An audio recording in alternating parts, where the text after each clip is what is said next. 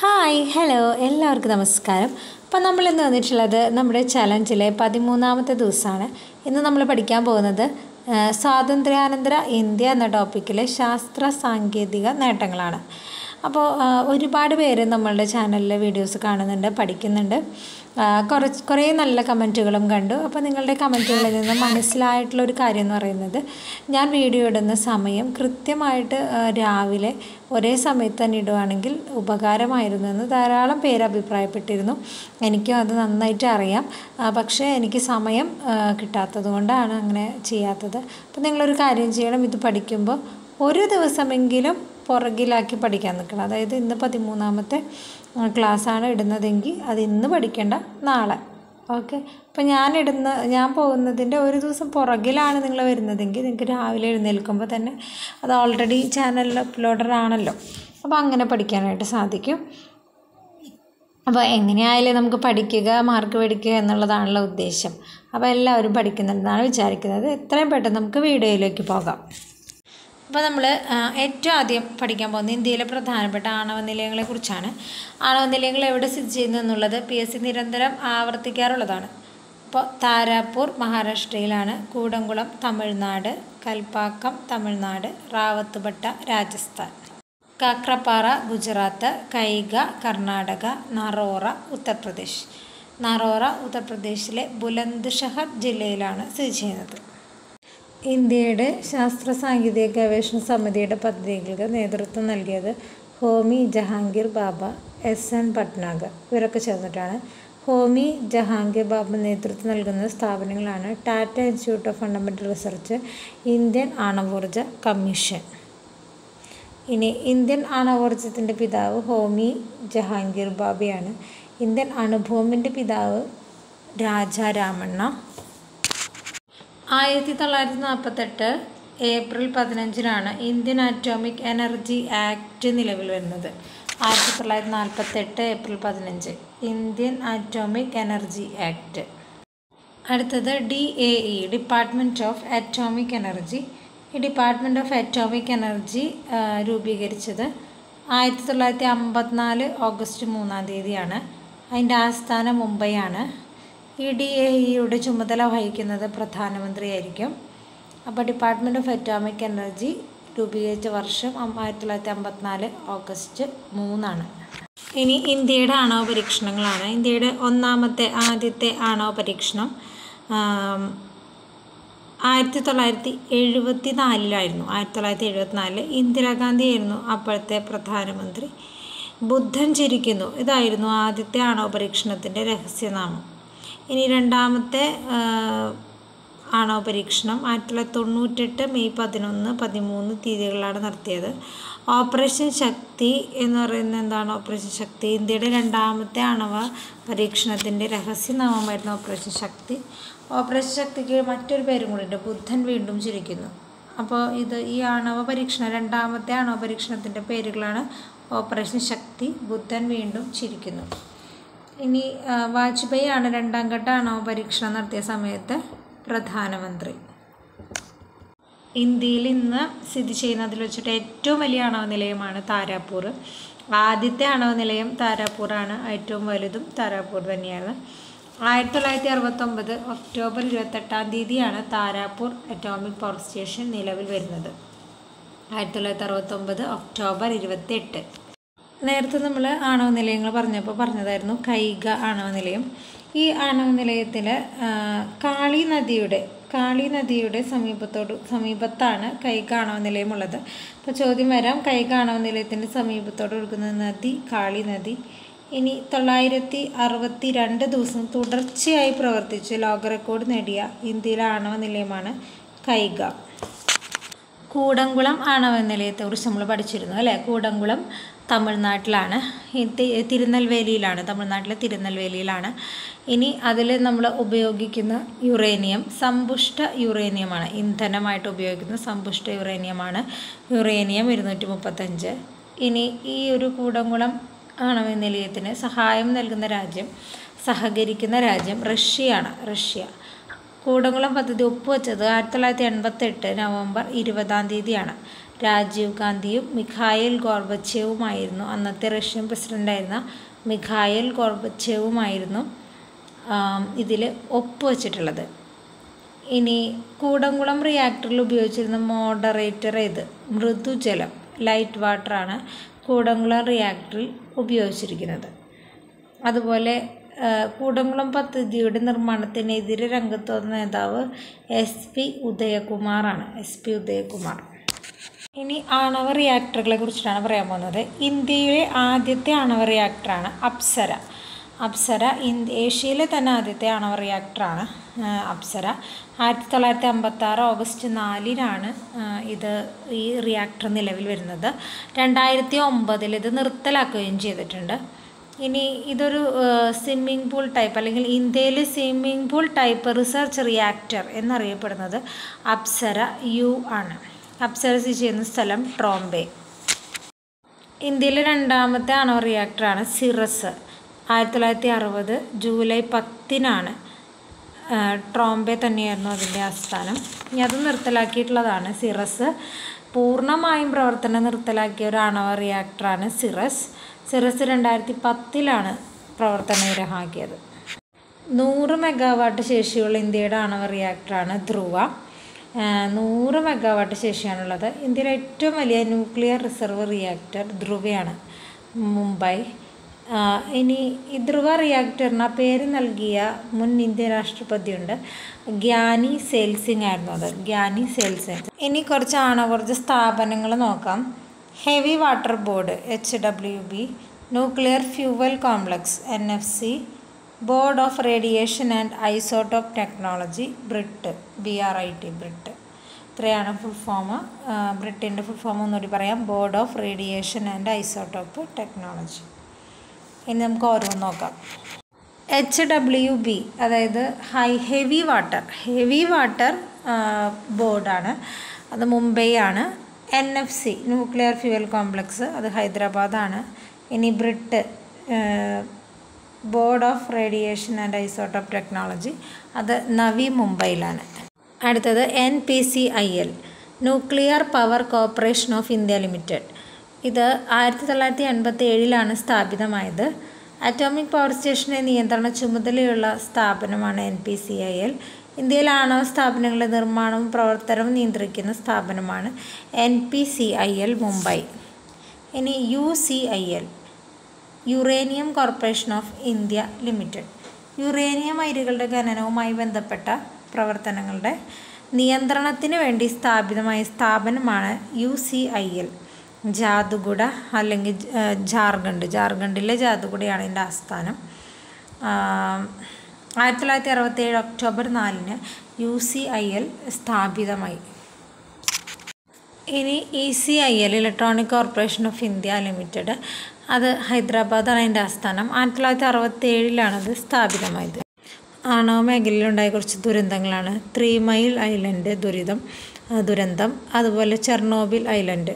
3 mile island എന്ന് പറഞ്ഞു കഴിഞ്ഞാൽ 1979 മാർച്ച് 28-ാം തീയതി അമേരിക്കയിൽ വെച്ചിട്ടാണ് ഈ 3 മൈൽ ദുരന്തം നടന്നത്.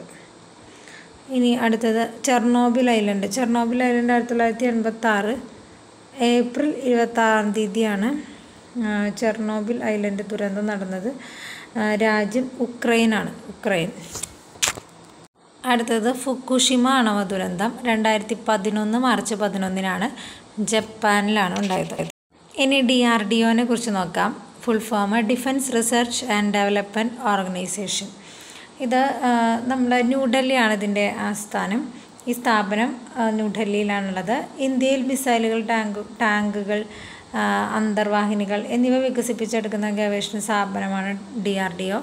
1958-ലാണ് DRDO സ്ഥാപിതമായത്. ന്യൂഡൽഹിയാണ് ആസ്ഥാനം.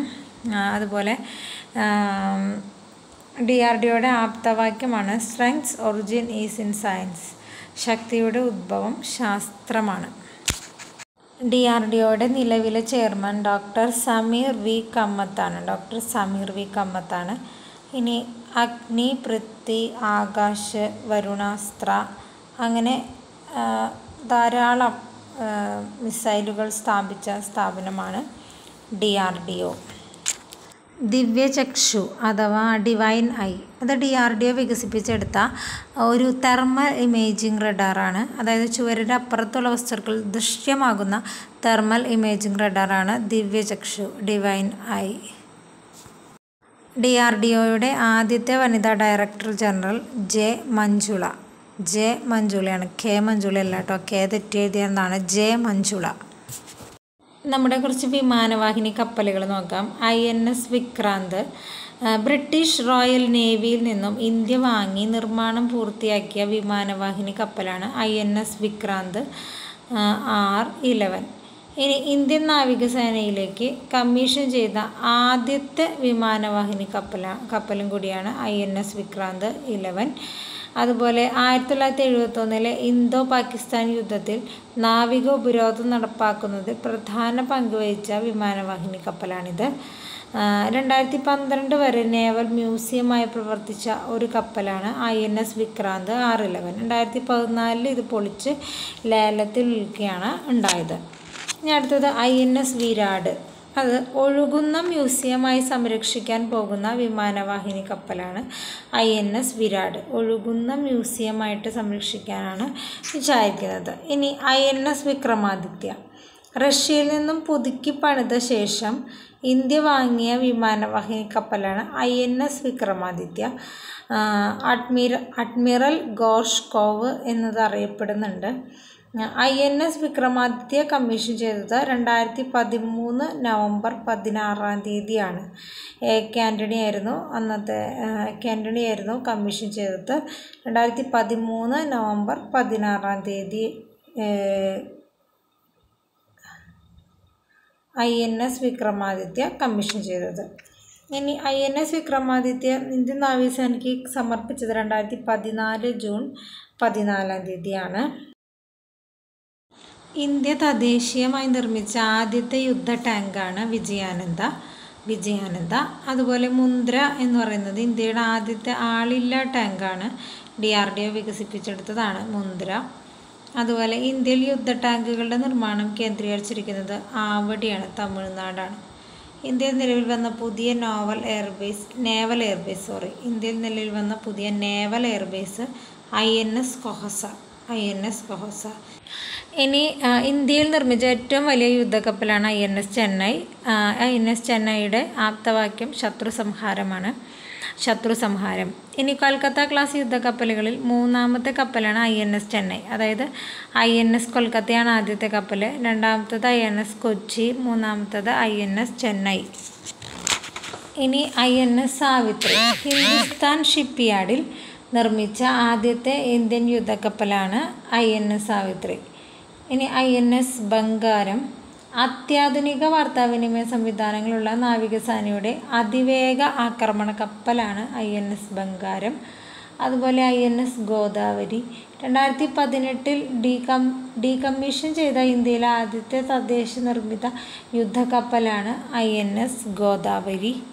അതുപോലെ INS തരങ്കിണി 2022 ഏപ്രിലിൽ കൊച്ചിയിൽ നിന്നും 14 രാജ്യങ്ങളിലെ പര്യടനത്തിനായി പുറപ്പെട്ട ഇന്ത്യൻ നാവികസേനയുടെ പായ്ക്കപ്പലാണ് INS തരങ്കിണി. ഇനി INS ബ്രഹ്മപുത്ര. അതെന്താണ് INS ബ്രഹ്മപുത്ര?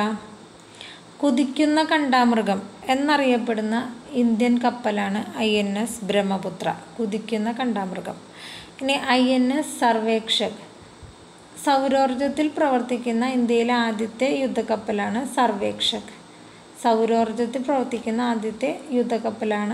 INS സർവേക്ഷക്. ഇന്ത്യൻ നാവികസേനയുടെ ആദ്യത്തെ സഞ്ചരിക്കുന്ന പരിശീലന കപ്പലാണ് INS തരങ്കിണി INS തരങ്കിണി ലോക പര്യടനം നടത്തിയ ആദ്യത്തെ ഇന്ത്യൻ നേവി കപ്പലും കൂടിയാണ് INS തരങ്കിണി.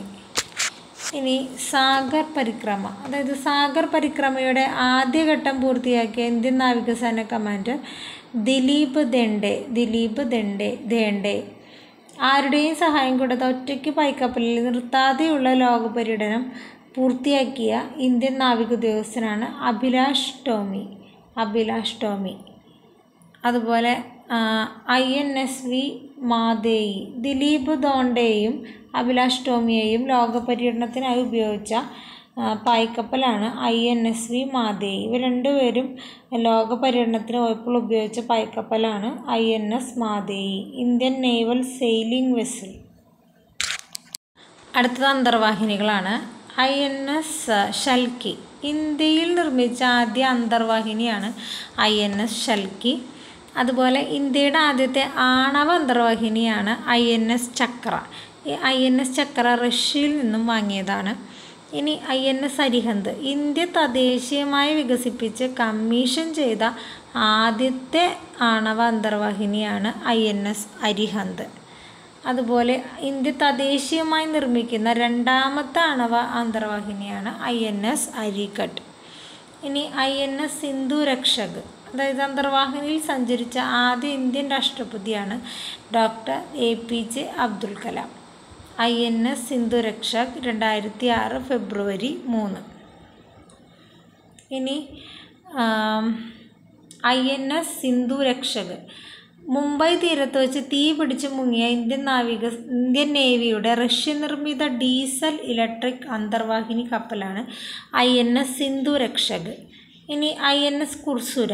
ഇന്ത്യയിലെ ആദ്യത്തെ അന്തർവാഹിനി മ്യൂസിയമാണ് INS കുർസുര, വിശാഖപട്ടണത്താണത്. അടുത്തത് സുദർശൻ 2010. ഇന്ത്യയുടെ ആദ്യ തദ്ദേശീയ ലേസർ ഗൈഡഡ് ബോംബാണ് സുദർശൻ. ലേസർ ഗൈഡഡ് ബോംബ് ആണ് സുദർശൻ. 2010 ഇന്ത്യ ആദ്യമായിട്ട് ലേസർ ഗൈഡഡ് ബോംബ് വികസിപ്പിച്ചത്. ഇന്ത്യയിലെ ആദ്യത്തെ ഗ്രീൻ ടെക്നോളജി സൗകര്യം ആരംഭിക്കുന്ന സ്ഥലമാണ് ശ്രീനഗർ. ഇനി 2022 കിഴക്കൻ നേവൽ കമാൻഡ് നടത്തിയ സുരക്ഷാ അഭ്യാസമാണ് പ്രസ്ഥാൻ. 2022 ഒക്ടോബറിൽ കിഴക്കൻ നേവൽ കമാൻഡ് നടത്തിയ സുരക്ഷാ അഭ്യാസത്തെ വിളിക്കുന്ന പേരാണ് പ്രസ്ഥാൻ. ഇന്ത്യ വികസിപ്പിച്ചെടുത്ത ഭൂഖണ്ഡാന്തര ബാലിസ്റ്റിക് മിസൈലാണ് അഗ്നി 5. ഇനി അഗ്നി 5ൻ്റെ പ്രോജക്റ്റ് ഡയറക്ടറായിരുന്ന ഒരു മലയാളി വനിതയായിരുന്നു ടെസ്സി തോമസ് ആണ് കേട്ടോ. ടെസ്സി തോമസ്. ഭാവിയിലെ മിസൈൽ എന്ന് വിളിക്കപ്പെടുന്ന മിസൈലാണ് അസ്ത്ര. ആദ്യ പരീക്ഷണം നടന്നത് 2003. ഇനി ഇന്ത്യ തദ്ദേശീയമായി വികസിപ്പിച്ചെടുത്ത ഇന്ത്യൻ കരസേനയുടെ ഭാഗമായ പീരങ്കി ധനുഷാണ്. അതുപോലെ ഇന്ത്യയും ഫ്രാൻസും ചേർന്ന് സംയുക്തമായി വികസിക്കാൻ പദ്ധതി ഇട്ടിരിക്കുന്ന മിസൈലാണ് മൈത്രി, ഇന്ത്യയും ഫ്രാൻസും. ഇനി സാഗരിക. K-15 എന്നറിയപ്പെടുന്ന മിസൈലാണ് സാഗരിക. അതുപോലെ ഇന്ത്യ തദ്ദേശീയമായി വികസിപ്പിച്ചെടുത്ത മധ്യദൂര ഭൂതല വ്യോമ മിസൈലാണ് ആകാശ്. മധ്യദൂര ഭൂതല വ്യോമ മിസൈലാണ് ആകാശ്. 1990 ചാന്ദിപ്പൂരിൽ നിന്ന് പരീക്ഷിച്ചതാണ് ആകാശ്. ഇനി നിർമ്മാണത്തിലിരിക്കുന്ന ഇന്ത്യയുടെ ഭൂഖണ്ഡാന്തര ബാലിസ്റ്റിക് മിസൈലാണ് സൂര്യ.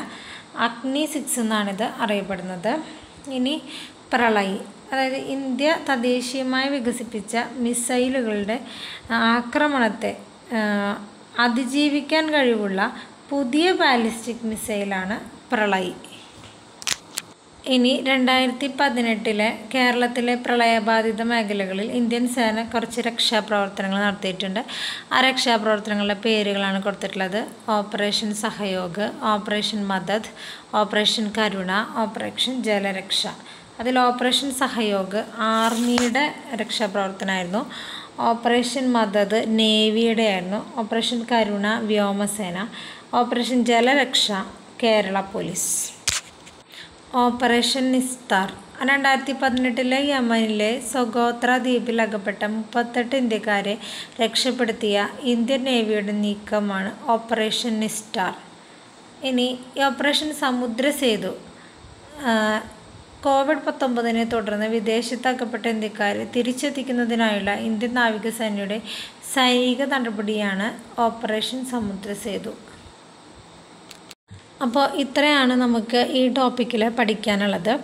അപ്പോൾ നമ്മൾ ഇതിനൊപ്പം SCRT പഠിക്കുന്നുണ്ട്. അപ്പോൾ SCRTയിൽ 7ാമത്തെ പാഠം 5ാം ക്ലാസ്സിലെ സയൻസിലെ 7ാമത്തെ പാഠം കൂടി ഇന്ന് പഠിക്കണം. ഡേ 13 പഠിക്കണം.